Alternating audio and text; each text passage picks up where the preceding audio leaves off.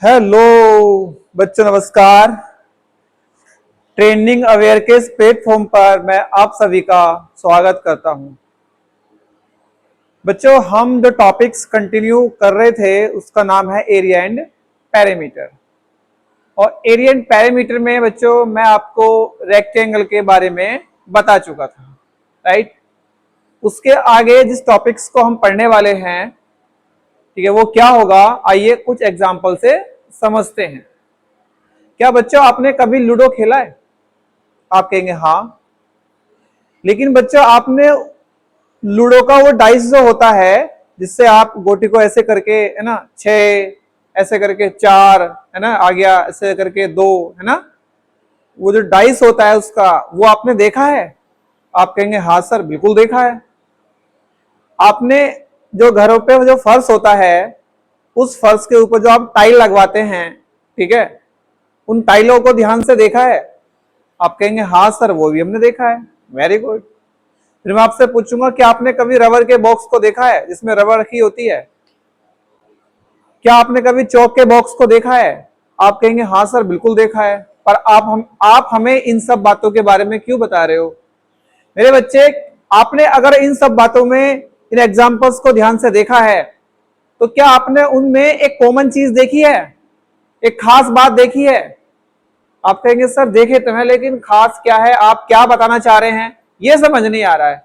बच्चों आपने उनमें एक खास बात ये देखी होगी, वो सारे एग्जाम्पल जो अभी हमने बताया आपको, उन सब में एक कॉमन बात है, वो सारे के सारे एक जैसे दिखते होंगे, चौकोर दिखते होंगे, बिल्कुल ठीक है, चारों ओर से किधर से भी देखो, ठीक है, उनकी लंबाई, उनकी चौड़ाई, ठीक है, आपको चारों तरफ से एक समान दिखाई देती होगी। तो मेरे बच्चे, जिस टॉपिक्स को हम पढ़ने वाले हैं उसका यही नाम है, क्या? स्क्वायर। उनकी जो खासियत है, जो आपको चारों ओर से वो एक जैसे दिखाई दे रहे हैं, एक समान दिखाई दे रहे हैं, ठीक है, उसका नाम क्या है? उस खासियत का नाम है वर्ग, स्क्वायर। तो आइए बच्चों हम स्क्वायर को अच्छे से समझते हैं। पहले हम देखेंगे स्क्वायर क्या होता है, फिर इसकी कहां कहां जरूरत पड़ती है, इसका मैथ्स में कितना योगदान है, मैथ्स के अंदर इसकी कितनी इंपॉर्टेंस है, ये हमें समझना है। तो बच्चे आइए मेरे साथ देखते हैं स्क्वायर के कुछ मजेदार फैक्ट्स, ठीक है, स्क्वायर क्या होता है, ठीक है, आइए समझते हैं उनको, अपनी रियल लाइफ की, ठीक है, दुनिया से कनेक्ट करने की कोशिश करते हैं स्क्वायर को। ओके, तो क्या आप तैयार हैं? वेरी गुड, है ना, ये, हाँ सर हम तैयार हैं। ओके, तो बच्चे आपने क्या ये देखा है? आप कहेंगे हाँ सर हमने ये देखा है। ये क्या है मेरे बच्चे, देख पा रहे हो आप, है ना? आज फुल मजा आएगा आपको, ठीक है, पूरा पूरा एनिमेटेड है आपका, पूरा पूरा, है ना, अच्छी तरीके से। ओके, पूरा मैंने एनिमेशन इसमें यूज किया है आपको समझाने के लिए।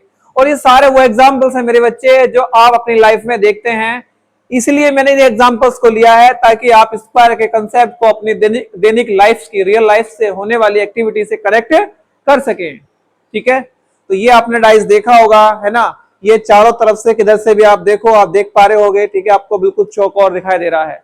ओके, इसकी लंबाई नाप लो, चौड़ाई नाप लो, आपको ये बराबर सी दिखाई दे रही है मेरे बच्चे। ओके, आप देख पा रहे हैं ना, वेरी गुड। उसके बाद मेरे बच्चे आप इसमें दूसरा एग्जाम्पल्स देखो। आप ये बच्चे आपने कभी ये आपने देखा है, ये पजल्स बॉक्स होता है, इसमें बच्चे इन कलर्स को जो है इस तरह से घुमा घुमा के, है ना, इनको मैच करने की कोशिश करते हैं। देखो सारे, देखो ये हो गए, ठीक है, अभी देखो ये देख पा रहे हो आप, इसमें इनको करता है। तो बच्चे देखो ये सारे जैसे हो गए ना, इस तरह के, देखो ये सारे हो गए ब्लू। ओके, तो ये क्या है मेरे बच्चे? ये स्क्वायर पजल बॉक्स है। ये आपने देखा है? आप कहेंगे हाँ सर बिल्कुल देखा है। लगता है आप सोच रहे हैं, लगता है सर आज बड़ा मजा आने वाला है। हाँ मेरे बच्चे, आज स्क्वायर के टॉपिक्स को आपकी लाइफ से बिल्कुल कनेक्ट करा दूंगा, ठीक है। ये टॉपिक्स, ये कंसेप्ट आपको सच में दिल से छू जाएंगे। उसके बाद मेरे बच्चे ये देखो, देखो आप, ये भी सेम है ना, ये पूरा 3D एनिमेशन में आपको दिखाई दे रहा होगा मेरे बच्चे। ये पजल बॉक्स कैसे, है ना, मूव कर रहा है, राइट। आप इसको बहुत अच्छे से देख पा रहे होंगे मेरे बच्चे। तो जिस टॉपिक्स को आज हम पढ़ने वाले हैं उसको आप समझ गए होंगे, ठीक है, कि सर हमें आज क्या पढ़ाने वाले हैं। Okay, very good.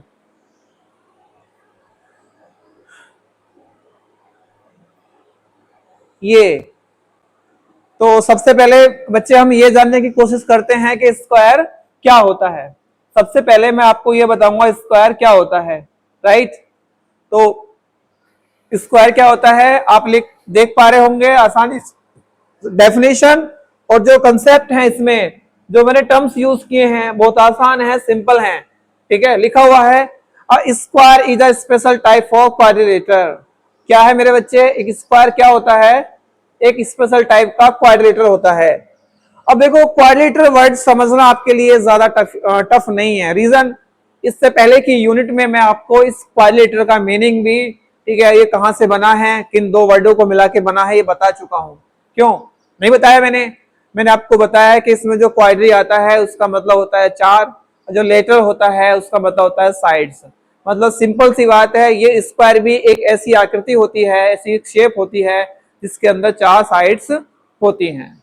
अब वो चारों कैसी होती हैं ये आगे पढ़ते हैं अभी, ठीक है। आप इसकी एक इमेज है ये लगी हुई है, आप देख पा रहे होंगे। क्वाड्रिलेटर मतलब एक ऐसी शेप जिसके अंदर चार साइड होती है मेरे बच्चे, एक ये रही और एक ये रही, ठीक है, एक ये रही और एक ये रही, ओके। स्क्वायर एक स्पेशल टाइप का क्वाड्रेटर होता है। क्वाड्रेटर मैं बता चुका हूं, स्पेशल टाइप में क्यों कह रहा हूं इसको आगे समझते हैं, ठीक है, वेरी गुड। उसके बाद इसकी एक दूसरी डेफिनेशन भी है मेरे बच्चे, इसमें लिखा हुआ है square is a special type of rectangle. देख रहे हो आपने अगर रेक्टेंगल को बहुत अच्छे से पढ़ा है या आप उसको समझ पाए हैं तभी आप इस स्क्वायर के कंसेप्ट को समझ पाएंगे, ओके। क्योंकि मैं बता चुका हूं कि कहीं ना कहीं पीछे के जो टॉपिक्स होते हैं वो अगली वाली यूनिट में कनेक्ट हो जाते हैं। तो देखो मैं रेक्टेंगल की डेफिनेशन के आधार पे मैं बता रहा हूं कि स्क्वायर क्या होता है। एक स्क्वायर जो होता है मेरे बच्चे वो भी स्पेशल टाइप का एक रेक्टेंगल होता है। आप कहेंगे सर क्या मतलब, क्या स्क्वायर रेक्टेंगल एक जैसे होते हैं? नहीं मेरे बच्चे, कहीं कहीं एक जैसे होते हैं, कहीं कहीं नहीं। इसी को हमें आज समझना है कि स्क्वायर और रेक्टेंगल में क्या डिफरेंस है, और मैं ऐसा क्यों कह रहा हूं कि स्क्वायर भी एक स्पेशल टाइप का रेक्टेंगल ही होता है, ठीक है। मैं इसको ऐसा क्यों कह रहा हूं ये आप इसको पढ़ने के बाद अच्छे से समझ जाएंगे, ओके। इसमें आगे हम अच्छे से समझेंगे। तो मेरे बच्चे ये एक स्क्वायर जो होता है स्पेशल टाइप का एक रेक्टेंगल होता है, उसका कारण क्या है मेरे बच्चे, आप देखो पहला पॉइंट लिखा हुआ है all four sides are equal. इसमें क्या होता है स्क्वायर में, जब हम स्क्वायर को पढ़ते हैं तो मैंने अभी आपको बताया कि स्क्वायर एक पजल बॉक्स होता है। आप किधर से ही देखें ये चारों तरफ से बिल्कुल चौकोर दिखता है, ओके। इसकी लंबाई और चौड़ाई में कोई डिफरेंस नहीं आता है। सिंपल सी बात है, इसके अंदर अगर चार साइड्स हैं तो इसका मतलब ये हुआ कि इसकी चारों साइडें बराबर होती हैं, ओके। स्क्वायर क्या होता है, स्क्वायर एक ऐसी क्वाड्रिलेटरल शेप होती है जिसकी चारों की चारों साइडें बराबर होती हैं, क्लियर। उसके बाद दूसरा लिखा हुआ है मेरे बच्चे all four angles are right angle 90 डिग्री। इसके अंदर चार एंगल्स बनते हैं, चार कोण बनते हैं, और चारों के चारों बराबर होते हैं। चार कोण कहां बनते हैं आप देखो, जहां पे दो साइड एक दूसरे को ज्वाइन करती हैं, जहां पे दो साइड, एक ये साइड है एक ये साइड है, तो जहां पे दो साइड एक दूसरे को ज्वाइन कर लेती हैं, जिस पॉइंट पे ज्वाइन करती हैं, जहां पे मिलती हैं वहां पे एक एंगल बनता है। और ये एंगल भी मेरे बच्चे बिल्कुल कैसा बनता है, राइट एंगल बनता है, 90 डिग्री का एंगल बनता है। इसलिए आप गिन पा रहे होंगे, देखो ये साइड और ये वाली साइड ने मिलकर यहाँ पे कोने को ज्वाइन किया है, तो ये भी 90 डिग्री का एंगल बना रहा है बच्चे, और ये भी 90 डिग्री का एंगल बना रहा है, राइट। उसके बाद एक कॉर्नर ये है, तो इसमें भी ये दो साइड जुड़ी है, तो यहाँ पे भी राइट एंगल बन रहा है, ठीक है। उसके बाद ये दो साइड यहाँ पे ज्वाइन कर रही है बच्चे, तो यहाँ पे भी राइट एंगल बना है। तो आप गिन पा रहे होंगे आसानी से 1 2 3 4, यानी कि ये स्क्वायर के अंदर चार एंगल्स होते हैं जिनकी मेजरमेंट 90 डिग्री होती है, क्लियर। और लिखा हुआ है बच्चे opposite sides are parallel. Opposite side समझ पा रहे हो आप, ये हाथ और ये हाथ मेरा इसके अपोजिट है, इसके अपोजिट है। मेरा फेस और आपका फेस एक दूसरे के अपोजिट है। ये सामने मेरे कैमरा लगा हुआ है, कैमरे का फेस और मेरा फेस एक दूसरे के अपोजिट है, दिस इज अपोजिट, ओके, विपरीत है ना ये। तो लिखा हुआ है अपोजिट साइड्स पैरेलल होती हैं। और पैरेलल क्या है मेरे बच्चे, ये आपको समझना अब मुश्किल नहीं होगा। रीजन मैं पैरेलल की डेफिनेशन इससे पहली वाली क्लासेस में कहीं ना कहीं बता चुका हूं। पैरेलल देखो ये दोनों, ये वाली साइड जो है बच्चे, ये वाली साइड और ये वाली साइड, मतलब ये दोनों साइड जो है एक दूसरे के पैरेलल है ऐसे, और इसमें ये दोनों साइड जो है इस तरह से, ये वाली, ये दोनों साइड एक दूसरे के पैरेलल हैं। ओके, तो इसलिए लिखा हुआ है अपोजिट साइड्स आर पैरेलल। इसके अंदर अपोजिट साइड्स होती हैं मेरे बच्चे, और वो अपोजिट साइड्स जो होती हैं वो एक दूसरे के पैरेलल होती हैं। ठीक है, उसके बाद लिखा हुआ it has 4 lines of symmetry. अब इसमें एक नया वर्ड आएगा कि इसके अंदर 4 लाइनों की सिमेट्री होती है। 4 लाइन के अंदर इसकी सिमेट्री रिप्रेजेंट होती है। देखो आप इस इमेज को देख पा रहे हैं, ये इमेज स्क्वायर की है, और इस स्क्वायर के अंदर अगर मैं सिमेट्री को ड्रॉ करने की कोशिश करूं तो आप आसानी से ड्रॉ करते हैं, लेकिन उससे पहले आपको ये समझना होगा कि सिमेट्री क्या होती है, क्योंकि जब तक आप ये नहीं समझेंगे कि सिमेट्री क्या है तो आप, मुझे नहीं लगता कि इसके अंदर इस स्क्वायर की सिमेट्री ड्रॉ कर पाएंगे। ठीक है, आइए इसको अभी समझते हैं कि सिमेट्री होती क्या है। उसके बाद क्या लिखा हुआ है बच्चे, उसके बाद लिखा हुआ है and equal diagonals that cut each other in half at 90 डिग्री। मतलब अब देखो बच्चे डायगोनल्स क्या होता है ये भी मैं आपको ऑलरेडी बता चुका हूं, तो आप बताएंगे सर डायगोनल्स होता है कि यदि आप अपोजिट कॉर्नर को ज्वाइन कर देते हैं, और ज्वाइन करने के बाद जो स्ट्रेट लाइन हमें मिलती है, जो एक सीधी रेखा हमें मिलती है, वही तो हमारा डायगोनल या विकर्ण होता है। राइट, तो अगर इसके अपोजिट कॉर्नर मेरे बच्चे, ये इसका अपोजिट कॉर्नर है, और अगर मैं इस अपोजिट कॉर्नर को ड्रॉ कर देता हूं, ठीक है, तो मेरे को एक डायगोनल यानी कि एक विकर्ण मिल गया। उसके बाद मैं इसका ये दूसरा वाला अगर इसका अपोजिट कॉर्नर ड्रॉ कर देता हूं, तो मेरे बच्चे अपोजिट कॉर्नर को ड्रॉ करने के बाद जो लाइन मुझे मिलती है वही मेरा विकर्ण होती है, वही मेरा विकर्ण होती है। ठीक है, तो मैं समझ सकता हूं कि हमें स्क्वायर के अंदर कितने डायगोनल्स होते हैं मेरे बच्चे, तो आप बताएंगे सर स्क्वायर के अंदर 2 डायगोनल्स होते हैं। ओके, तो ये तो डायगोनल्स हुआ मेरे बच्चे। और इसमें एक खास बात क्या होती है डायगोनल्स की, विकर्ण की खास बात क्या होती है, आप देख रहे होंगे कि जब ये दोनों डायगोनल्स एक दूसरे को कहीं ना कहीं कट करते हैं, ये देखो ये डायगोनल्स और ये डायगोनल्स एक दूसरे को कहीं ना कहीं कट करके जा रहे हैं, यहाँ पे आप देख पा रहे हो, ध्यान से देखो यहाँ पे, जहां पे मैं ये दिखा रहा हूं आपको, रिप्रेजेंट कर रहा हूं। ठीक है, इस पॉइंट पे इन दोनों डायगोनल्स ने, इन दोनों विकर्ण्स ने इनको कट किया है। और मेरे बच्चे जहां पे ये एक दूसरे को कट करते हैं तो यहाँ पे ये क्या राइट एंगल 90 डिग्री का कोण बनाते हैं। मतलब मैं कह सकता हूं कि स्क्वायर के जो विकर्ण होते हैं, स्क्वायर के जो विकर्ण होते हैं वो एक दूसरे को राइट एंगल पर कट करते हैं, एक दूसरे को राइट एंगल पर कट करते हैं। ठीक है, आप इस इमेज में ध्यान से देख पा रहे होंगे।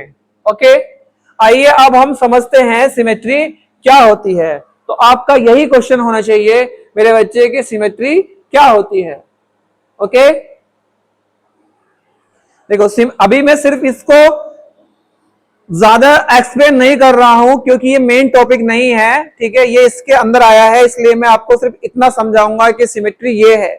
ठीक है, इन डिटेल्स जब हम इसको पूरा टॉपिक्स में पढ़ेंगे, ठीक है, चैप्टर के रूप में इसकी यूनिट पढ़ेंगे, तब इसको मैं पूरा डिटेल से आपको समझाऊंगा। तो फिलहाल के लिए आपको बस इतना समझ लेना है कि सिमेट्री ये है। तो सिमेट्री का मतलब होता है मेरे बच्चे बैलेंस करना। सिमेट्री का मतलब क्या होता है, बैलेंस करना। कैसे बैलेंस करना होता है, मैं आइए इसको समझते हैं कि बैलेंस करना कैसे होता है। देखो सिमेट्री का मतलब होता है मेरे बच्चे बैलेंस करना। ये क्वेश्चन मैंने आपको लगा दिया है, आप इसे ध्यान से देख सकते हैं। ठीक है, व्हाट इज सिमेट्री। ओके, तो सिमेट्री मींस होता है बैलेंस करना। बैलेंस कैसे होती है इसमें चीजें, लिखा हुआ है when one side of a shape is mirror.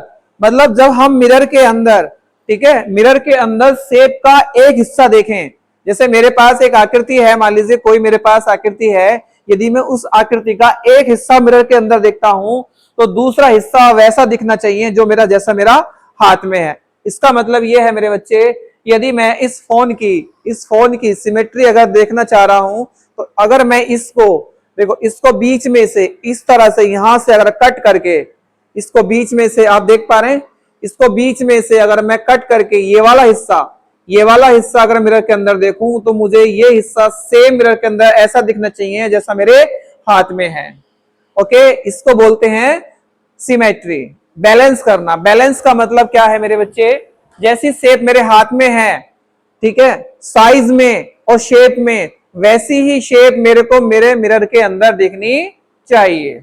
इसको मैं दूसरी भाषा में ये भी कह सकता हूं मेरे बच्चे, देखो इसको मैं दूसरी भाषा में ये भी कह सकता हूं, जैसे जैसे यदि मैं देखो यहां से इसके अंदर इस वाले कॉर्नर से इस वाले कॉर्नर को, ठीक है, ज्वाइन करने के बाद एक लाइन ड्रॉ करता हूं और आप देख पा रहे होंगे अब ये वाली जो शेप है, ध्यान से देखो आप, ये वाली ये जो है ये बिल्कुल वैसी ही दिख रही है जैसी ये है, ये बिल्कुल वैसी ही दिखती है जैसी ये है। अब देखो इस वाली शेप में ये शेप है, ये वाली इस वाली शेप के अंदर ये एक त्रिभुज जैसी दिख रही है, ये त्रिभुज और ये त्रिभुज दोनों सेम है।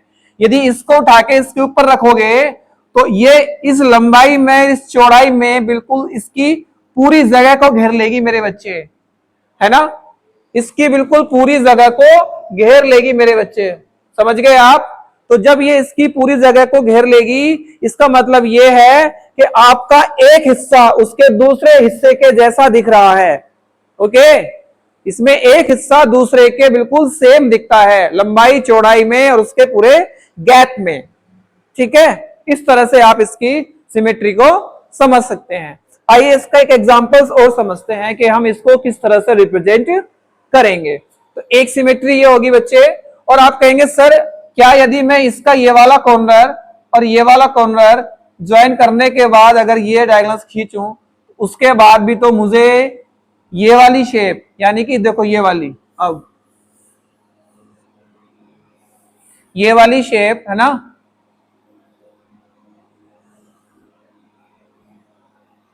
ओके, आप ध्यान से देखो, आप ये वाली इस तरह से ये वाली और ये वाली शेप आपको बिल्कुल सेम दिखाई दे रही होंगी, एक जैसी दिख रही होंगी। तो कितने तरीके से सिमेट्री होगी हमारी, अभी दो तरीके से हो गई, ठीक है, दो तरीके से होगी बच्चे। अब हम इसकी सिमेट्री एक तरीके से और कर सकते हैं, देखो कैसे, देखो ऐसे कर सकते हैं आप। यदि मैं इसके बिल्कुल ठीक बीचों बीच में से, इसके ठीक बीचों बीच में से ऐसे करके एक लाइन ड्रॉ करूं तो आप देखेंगे ये वाला हिस्सा जो है इस वाले हिस्से के बिल्कुल सेम नजर आ रहा है। इस वाले हिस्से को उठा के आप इसके ऊपर रखो तो ये इसकी चौड़ाई में और लंबाई में बिल्कुल सेम स्पेस कवर कर लेगा मेरे बच्चे। ओके, क्योंकि ये दोनों एक जैसे दिख रहे हैं, समझ पा रहे हो आप, बिल्कुल। तो कितने तरीके से होगी सिमेट्री, तीन तरीके से। आप कहेंगे सर यदि मैं यहां से भी इसको ऐसे करके इसकी बिल्कुल बीच लाइन में से एक लाइन ऐसे ड्रॉ करता हूं, इस तरह से अगर ड्रॉ करता हूं, उसके बाद अगर मैं इस शेप को इस तरह से देखता हूं, देखो इस शेप को अगर मैं इस तरह से देखता हूं तो अब ध्यान से देखो आप, अभी भी आपको क्या मिल जाएगी मेरे बच्चे, अभी भी आपको इसकी सिमेट्री मिल जाएगी। क्यों, ये जो शेप है ये वाली इसके जैसी दिख रही है, इसको उठा के इसके ऊपर रख दो तो ये इसकी इस वाली चौड़ाई से इस वाली लंबाई को कवर कर लेगी पूरा सेम। ओके, तो दोनों एक जैसे दिख रहे हैं। इसको आप मिरर में देखो, ये इसको इस जैसा दिखेगा, इसका इमेज मिरर में आप इसको देखो मिरर में तो इसका इमेज इसके जैसा दिखेगा मिरर के अंदर। तो आप ये भी कह सकते हैं जब जब दोनों आकृति है ना एक जैसी दिखे, जब दोनों की दोनों एक जैसी दिखे, मतलब आप ये भी कह सकते हैं ये लुक द सेम, ठीक है, यहां पे लिख देना लुक द सेम, जब दोनों की दोनों एक जैसी दिखे। ओके, तो समझ आया सिमेट्री क्या होती है ना। अब उसके बाद हम अपने रियल लाइफ के कुछ एग्जांपल्स हैं जो हमें ऐसा लगता है कि ये स्क्वायर है। कहां कहां देखने को मिलेगा आपको स्क्वायर, मैंने आपको लूडो बताया था, लूडो का जो डाइस होता है उसका जो शेप है वो स्क्वायर ही होता है बच्चे। उसके बाद मैंने आपको फर्श बताया था, जब हम फर्श कराते हैं तो कुछ टाइल्स ऐसी आती हैं आप जब देखोगे तो वो बिल्कुल चौकोर दिखती हैं चारों तरफ से, तो वो भी स्क्वायर का ही एग्जाम्पल है बच्चे। उसके बाद जो चौक का डिब्बा होता है, उस चौक के डिब्बे को भी आप देखेंगे तो आप किधर से भी देखेंगे निगाह मार के तो आपको वो डिब्बा बिल्कुल चौकोर दिखाई देगा। तो जब जब जब कोई भी आकृति हमें चारों तरफ से जैसी दिखती है, चौकोर दिखाई देती है, तो वो शेप होती है वो वर्ग कहलाती है, स्क्वायर कहलाती है। आइए अपने रियल लाइफ से होने वाले कुछ एग्जांपल्स हम समझते हैं। Real life examples of a square. देखो पहला स्क्वायर एग्जांपल है स्क्वायर का चेस बोर्ड, है ना। अब ये कैसा दिखता है बच्चे? दूसरा एग्जांपल है टाइल्स ऑन द फ्लोर, है ना। उसके बाद स्क्वायर पोस्ट इट नोट्स होते हैं हमारे पास कुछ, है ना, स्क्वायर पोस्ट नोट होते हैं, वो भी स्क्वायर के जैसे ही देखते हैं। उसके बाद कुछ विंडोज होती हैं जिनकी शेप स्क्वायर के जैसी होती है। उसके बाद कैरम बोर्ड होता है, कैरम बोर्ड की यदि लिखा हुआ ऑल साइड्स आर इक्वल, यदि चारों ओर से बराबर है तो वो भी कैरम बोर्ड हमारा स्क्वायर ही दिखता है मेरे बच्चे। तो स्क्वायर के कुछ एग्जांपल्स हम समझ लेते हैं। आप देख लीजिए ये चेस बोर्ड है, ये चेस बोर्ड आपका कैसा दिख रहा है मेरे बच्चे? तो आप बताएंगे सर ये स्क्वायर दिख रहा है। ओके, उसके बाद दूसरा एग्जांपल्स है आपके पास, देखो ये टाइल्स दिखाई दे रही हैं आपको, ये फर्श पे टाइल्स लगी हुई हैं और ये टाइल्स दिखाई दे रही हैं क्योंकि जो आकृति है वो स्क्वायर ही तो है। ओके, उसके बाद ये है वो स्क्वायर पोस्ट नोट्स है, ये ऐसे ये दिखाई दे रहे हैं आपको, इनकी जो शेप होती है ये बिल्कुल स्क्वायर के ही जैसी होती है, ठीक है, इस तरह से। उसके बाद आप विंडो देख सकते हैं, देखो ये विंडो दिखाई दे रही है, इस विंडो की आप देख लो आकृति कैसी दिखाई दे रही है, तो आप कहेंगे सर ये तो बिल्कुल स्क्वायर लग रहा है, क्योंकि आप किधर से भी इस विंडो को देखें इसकी लंबाई और चौड़ाई बिल्कुल बराबर है, ठीक है। उसके बाद आपका कैरम बोर्ड है, कैरम बोर्ड कैसा दिखाई दे रहा है आपको? कैरम बोर्ड आप देख पा रहे होंगे ये चारों तरफ से चौकोर है, और अगर चौकोर है तो मतलब ये स्क्वायर है। ओके, तो ये कुछ एग्जांपल्स हैं जो हमारी रियल लाइफ को रिप्रेजेंट करते हैं, ये जहां पे हम अपने स्क्वायर को देखते हैं मेरे बच्चे। और यदि ये स्क्वायर है और टॉपिक्स हमारा एरिया एंड पैरामीटर है, तो आपको ये समझना होगा कि क्या सर हम स्क्वायर का भी पैरामीटर फाइंड कर सकते हैं? हाँ मेरे बच्चे, यदि आप रेक्टेंगल का पैरामीटर फाइंड कर सकते हैं तो स्क्वायर का भी पैरामीटर फाइंड कर सकते हैं। अब मैं यहां पे आपको डेफिनेशन नहीं बताऊंगा कि पैरामीटर क्या होता है, क्योंकि पैरामीटर की डेफिनेशन है उसमें हम डिस्कस कर चुके हैं, ठीक है। अब हमें बात करनी है पैरामीटर ऑफ ए स्क्वायर होता क्या है, तो आप सिर्फ इतना बताएंगे सर पैरामीटर का मतलब होता है the boundary length around a shape.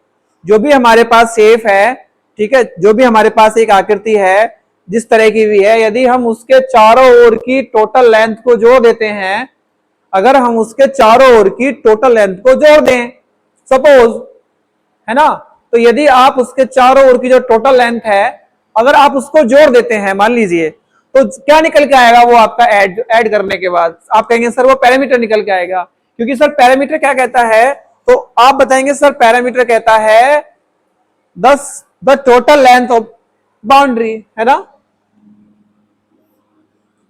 क्या बताएंगे आप? द टोटल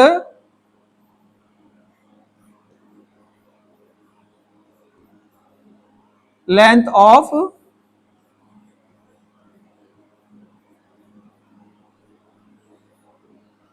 बाउंड्री, जो हमारे पास बाउंड्री है उसकी टोटल लेंथ कवर कर लेते हैं। आइए समझते हैं। देखो आपके पास ये आपको एक स्क्वायर दिख रहा है बच्चे, स्क्वायर दिख रहा है ना, तो मैं मान लेता हूं इसकी स्क्वायर की जो चारों साइड हैं, मैं मान लेता हूं इस स्क्वायर की जो चारों साइड हैं ये बराबर हैं, है ना, बोलो। मैं ऐसा एज्यूम कर लेता हूं कि इसकी चारों साइडें बराबर है, तो मैं अपने पास से मान लेता हूं कि यदि इसकी साइड ए है, यदि ये इसकी साइड ए है, और आप अभी बताएंगे कि सर स्क्वायर तो चारों तरफ से चौकोर दिखता है, चौकोर दिखता है तो मतलब इसकी लंबाई और चौड़ाई सब बराबर होती हैं, तो यदि ये ए है तो आप बताएंगे सर ये भी ए है, आप बताएंगे सर ये भी ए है, उसके बाद बताएंगे सर फिर ये भी ए है। ओके, अब हमारी डेफिनेशन क्या कहती है पैरामीटर की? आप बताएंगे सर पैरामीटर की डेफिनेशन कहती है the total length of boundary. तो आप इसकी जो टोटल लेंथ आ रही है बाउंड्री की उसको ऐड कर दो, तो आप यहां से शुरू कर लो, कहीं से भी कर लो, यहां से कर लो, यहां से कर लो, यहां से कर लो, पूरा एक राउंड कवर कर लो आप उसकी बाउंड्री का। तो पूरा एक राउंड कैसे कवर होगा मेरे बच्चे?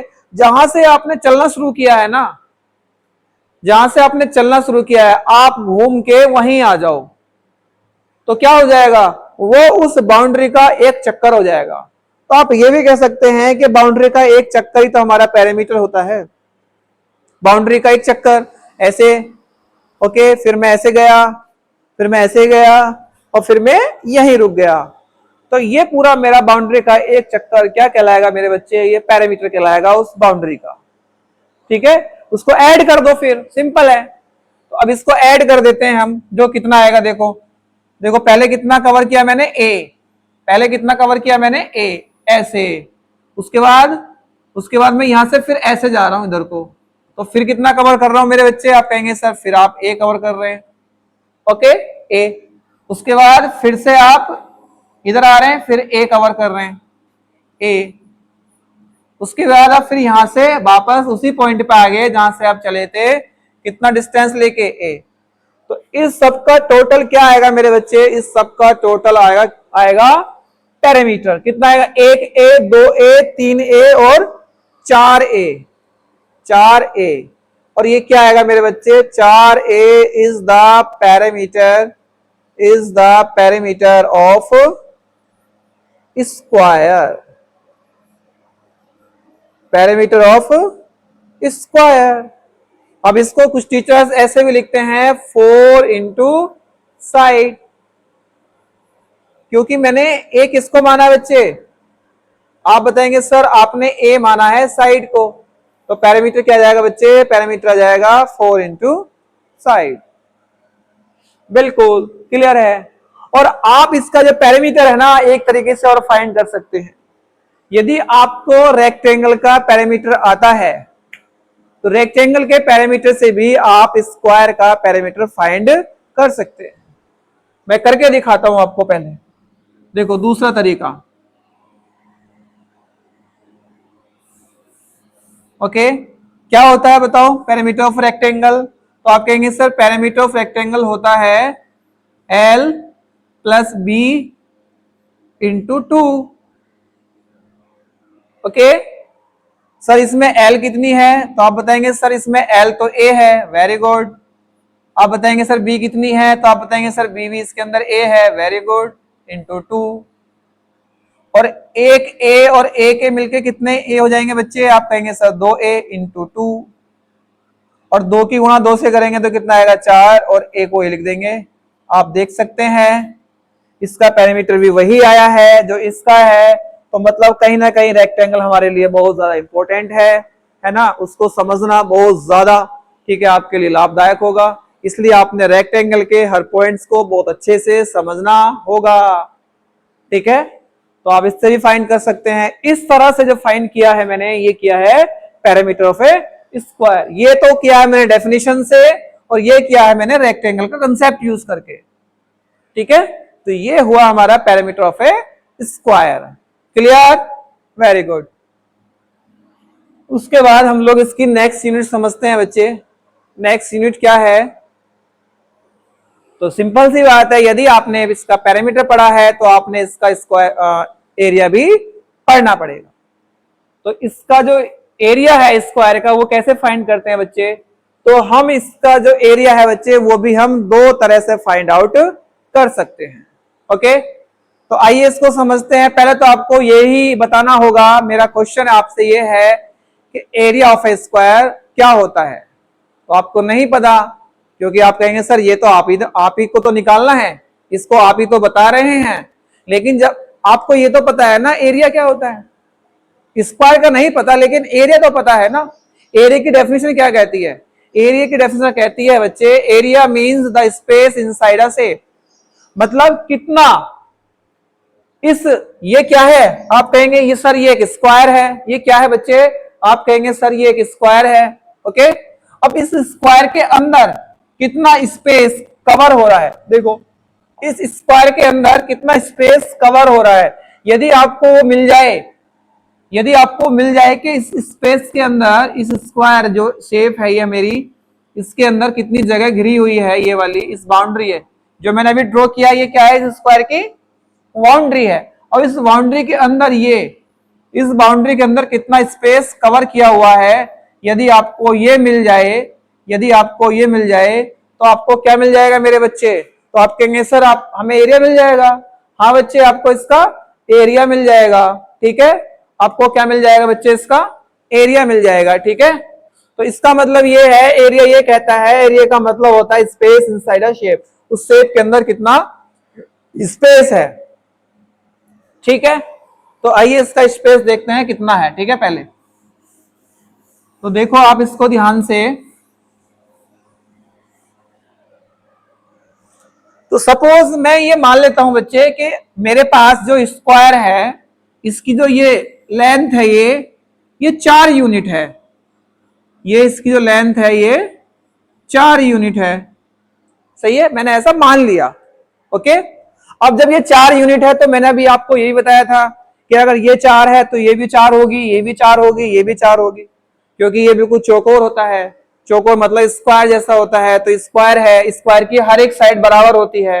ओके, जब हर एक साइड बराबर है तो यदि मैं इस साइड को इन 4 भागों में बराबर बराबर कट करूं, यदि मैं इस पूरी साइड को यहां से लेके यहां तक की इस पूरी साइड को 4 भागों में बराबर बराबर कट करूं, तो आप बताओ कितना भाग आएगा, हर एक कितना भाग आएगा।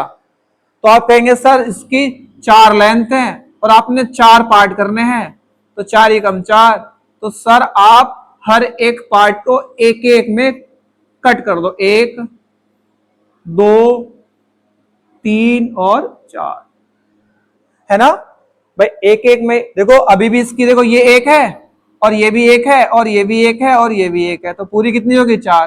तो वैसे ही इधर भी ऐसी होगा बच्चे, 1 ऐसे 2 और 3 और ये 4, है ना। आप इसको बराबर एज्यूम कर लेना, मैं फिर से बना देता हूं। ठीक है, इसको ऐसे 1 2 और ऐसे कर लेना। ठीक है, इधर भी 4 है तो इधर भी 4 कर लो आप, ऐसे 1, उसके बाद 2, उसके बाद 3। ओके, इधर से देखो आप ऐसे 1, इधर से देखो आप 2, इधर से देखो ये 3। देखो हर एक तरफ से मैंने 4 कट लगा दिए, चारों के चारों बराबर रखने हैं क्योंकि स्क्वायर है, स्क्वायर की हर साइड बराबर होती है। ठीक है, अब इनको क्या करते हैं बच्चे, इनको ज्वाइन कर लेते हैं। इनको क्या करते हैं, ऐसे ज्वाइन कर लेते हैं। ठीक है, थोड़ा इधर उधर हो जाए तो आप देख लेना इसको, है ना, क्योंकि मैं नाप के तो नहीं बना रहा। राइट, ऐसे ऐसे बच्चे। ओके, तो आप देख पा रहे होंगे कि इस बाउंड्री ने कितना स्पेस कवर कर रखा है, कितना, जितने ये छोटे छोटे आपको स्क्वायर दिख रहे हैं। भाई ये पूरी एक बाउंड्री है, अब ये पूरी एक बाउंड्री है ऐसे, और इस बाउंड्री के अंदर ये छोटे छोटे कितने स्क्वायर हैं, इनको गिन लो आप, तो आपको एरिया मिल जाएगा। क्योंकि एरिया क्या कहता है, एरिया कहता है occupied space covered by boundary. Boundary के द्वारा कितना स्पेस कवर हो रखा है, तो कितना स्पेस कवर हो रखा है मेरे बच्चे, जितनी इसके अंदर टाइल्स हैं, ये नंबर ऑफ स्क्वायर्स हैं, ये नंबर्स ऑफ ये छोटे छोटे खाने हैं, ये जितने ये छोटे छोटे खाने हैं, जितने ये छोटे छोटे खानों की संख्या है उतना ही इनके अंदर स्पेस है, और जितना इनके अंदर स्पेस है वही तो इस स्क्वायर का एरिया है। राइट, तो आप काउंट कर लो, 1 2 3 4 5 6 7 8 9 10 11 12 13 14 15 16, तो कितने छोटे छोटे स्क्वायर आ गए बच्चे, आप कहेंगे सर 16 यूनिट स्क्वायर। स्क्वायर क्यों लगा रहा हूं, क्योंकि मैं एरिया फाइंड कर रहा हूं, बता चुका हूं ना, एरिया का यूनिट क्या होता है, स्क्वायर। राइट, तो कितने स्क्वायर आपके पास, 16। यदि फॉर्मूले को ड्राइव करने के बाद भी अगर इसके अंदर 16 आता है तो समझ लेना आपका जो ये वेरिफिकेशन आपने किया है ये सही है। तो आइए इसको समझते हैं। देखो मैंने यही लिखा है, जो मैंने अभी आपको समझाया मैंने यही लिखा है। मैं लिखा है सपोज अ स्क्वायर, मेरे पास एक स्क्वायर है जिसकी साइड मैंने 4 यूनिट ली है। देखो ये 4 यूनिट ली है मैंने पूरी, है ना, ये कितनी ली थी मैंने, 4 यूनिट ली थी। ओके, हर एक इसमें 4 4 यूनिट है। ठीक है, हर एक क्या इसमें 4 4 यूनिट है, इधर से भी इधर से भी इधर से भी। उसके बाद divide the square into small 1 unit into 1 unit. मैंने क्या किया है बच्चे, हर एक इसको हर एक छोटे छोटे स्क्वायर को 1 इंटू 1 में डिवाइड कर दिया। 1 इंटू 1 का मतलब समझ पा रहे हो आप, लंबाई भी एक, इसकी चौड़ाई भी एक, लंबाई भी एक, इसकी चौड़ाई भी एक, लंबाई एक, इसकी चौड़ाई एक, ये सब क्या है एक। आप किधर से भी देख लो, ये सब क्या है, एक एक, ये भी क्या है, एक, ये एक, ये एक, ये भी एक, ये भी एक, ऐसे ये भी एक है, ये अंदर ये एक एक, इस तरह से। तो मैंने क्या किया है, अगर यदि मुझे एक छोटे स्क्वायर का, इस छोटे से स्क्वायर का अगर एरिया फाइंड करना है इसका, तो एरिया कैसे फाइंड करोगे आप? आपको सर एरिया तो होता है एल इंटू बी। एरिया कैसे फाइंड करते हैं सर? L into B. और सर इसमें तो एल भी एक दिखाई दे रही है आपको और बी भी एक दिखाई दे रही है, तो आप इसका यूनिट, एक यूनिट स्क्वायर इसका एरिया आ जाएगा बच्चे। किसका? एक छोटे से इसका, एक छोटे से इस स्क्वायर का, इस छोटे से टाइल्स का, इस छोटे से खाने का एरिया कितना आ जाएगा बच्चे? तो आप कहेंगे सर इसका जाएगा एक यूनिट स्क्वायर। अब ऐसे ऐसे कितने हैं बच्चे? यदि एक का एक तो ये कितने हैं? यदि एक का एक तो ये कितने हैं आप बताएंगे सर? ये तो 16 आए थे, तो यदि एक का एक है तो 16 का कितना हो जाएगा बच्चे? 16 इंटू एक। इस तरह से भी देखो आप, इसका एरिया कितना आ गया बच्चे? इसका आ गया एरिया 16 यूनिट स्क्वायर। ओके, आइए इसको इधर से समझते हैं। तो वही लिखा है मैंने। अब आप दूसरे तरीके से भी देख सकते हैं बच्चे आप इसको। यदि एक का एक है, यानी कि यदि एक छोटा खाना है, ये इसका एरिया एक है, तो इस तरह से ये कितने खाने आप कहेंगे सर? एक ये था, दूसरा, तीसरा, चौथा, मतलब इस पूरे खाने का कितना एरिया हो जाएगा? आप कहेंगे सर 4, है ना? इस देखो लिखा हुआ है in one row is equal to 4 unit square. अब एक रो के अंदर, ये रो है इस तरह की, ये क्या है? रो है ऐसी, ये क्या होती है ऐसे, ये कॉलम होते हैं ऐसे, ये रो है। तो एक रो में एक छोटे से खाने का जो एरिया था, इस छोटे से स्क्वायर का एरिया 1 यूनिट, और ऐसे ऐसे कितने हैं आप बताएंगे सर? 4। तो इसका मतलब एक रो के अंदर 4, और ऐसी ऐसी कितनी रो है? देखो आप, एक रो के अंदर 4 है, 1 2 3 4, है ना? तो एक रो के अंदर कितने हैं? 4। और ऐसी ऐसी कितनी रो है आप बताएंगे सर? एक ये रही, और दूसरी रो ये रही, और तीसरी रो ये रही, और चौथी ये रही। यानी कि एक रो के अंदर 4, तो 4 रो हैं, तो 4 रो के अंदर कितने जाएंगे मेरे बच्चे? 4 इंटू 4, मतलब कितना हो जाएगा? 4 चौक 16, 4 चौक 16। देखो 16 यूनिट स्क्वायर आ गया ना? ऐसे भी ऐसे निकालो, ऐसे निकालो, गिन के निकालो। ये तो छोटा नंबर था, आसान नंबर था, तो गिन के निकाल लिए, लेकिन जब बड़े बड़े नंबर्स आते हैं, बड़ी बड़ी साइड्स आती हैं, तब हम गिनना इम्पॉसिबल हो जाता है, ठीक है, असंभव हो जाता है। तो उसके लिए मैं आपको ये सिखा रहा हूं। ओके, तो आप इस तरह से भी निकाल सकते हैं। और यदि अब सपोज यदि इस स्क्वायर की साइड जो है, यदि आप इसको देखो, इधर देख लो आप, यदि इस स्क्वायर की साइड जो है ये, अगर मैं ए ले लूं, ए, और ये भी ए, और ये भी ए, और ये भी ए, है ना? अगर मैंने ए ले ली, तो अब आप मुझे बताओ एरिया क्या होता है? तो आपको तो नहीं पता एरिया ऑफ स्क्वायर क्या होता है, लेकिन आपको एरिया ऑफ रेक्टेंगल पता है। आप कहेंगे हाँ सर, एरिया ऑफ रेक्टेंगल तो मुझे पता है ना? आपने पढ़ाया था अच्छे से, तो बताओ। तो आप कहेंगे सर एरिया ऑफ रेक्टेंगल होता है L into B. Very good बच्चे। अब बच्चे इसके बिहाफ पे इसकी जो साइड है एल, लंबाई जो है इसमें कितनी है? आप कहेंगे सर इसकी लंबाई है ए। Very good. इसकी चौड़ाई कितनी है बच्चे? तो आप कहेंगे सर इसकी चौड़ाई भी ए है। ए इंटू ए कितना हो गया बच्चे? आप कहेंगे सर ए इंटू ए हो गया ए स्क्वायर। ए इंटू ए क्या हो गया? ए स्क्वायर, ए स्क्वायर। और ये क्या हो गया बच्चे? ये हो गया आपका एरिया ऑफ स्क्वायर। ये क्या हो गया बच्चे? Area of square. तो इसको कुछ टीचर्स लिखवाते हैं, एरिया ऑफ स्क्वायर क्या होता है? साइड, ए क्या मानी है मैंने? Side into side. तो बच्चे एरिया ऑफ स्क्वायर क्या होता है? Side into side. ओके, अब देखो इससे वेरीफाई कर सकते हैं कि हमारा 16 आंसर आ रहा है नहीं आ रहा है। कैसे? अगर इसकी ए साइड आपने 4 यूनिट ली है, तो ए की वैल्यू कितनी ली है आपने? अगर इसकी 4, ए की वैल्यू कितनी ली है? 4। ओके, और एरिया क्या निकल गया आपका? ए स्क्वायर। इसका मतलब क्या? ए की वैल्यू 4, तो 4 का स्क्वायर करवा रहा है वो। तो 4 का स्क्वायर कितना होता है बच्चे? 4 का स्क्वायर होता है 16, क्योंकि 4 की 4 से गुणा करके कितना आएगा मेरे बच्चे? 16, है ना? तो आंसर इज 16। बोलो आया मजा? बोलो आया मजा? है? अब समझ में आया आपको area of square, area of perimeter कैसे फाइंड करते हैं? ओके, तो मेरे बच्चे आज की क्लास से आपको ये मजेदार कंसेप्ट, ठीक है, कैसे लगे? और क्लास कैसी लगी ये आपको बताना है बच्चे। और आपको क्या करना है, आपको इस क्लास के कमेंट बॉक्स में कमेंट करना है कि आपको आपके घर के चारों ओर, आपके घर में आसपास जितनी भी रियल लाइफ की ऑब्जेक्ट्स या आर्टिकल्स, ठीक है, स्क्वायर दिख रहे हैं, वर्ग दिखते हैं, तो आपने कमेंट बॉक्स में उनके नाम लिखने हैं, राइट। आइए अब मैं आपसे विदा लेता हूं, आपका मैथ्स एजुकेटर। थैंक यू बच्चों, आप खुश रहें,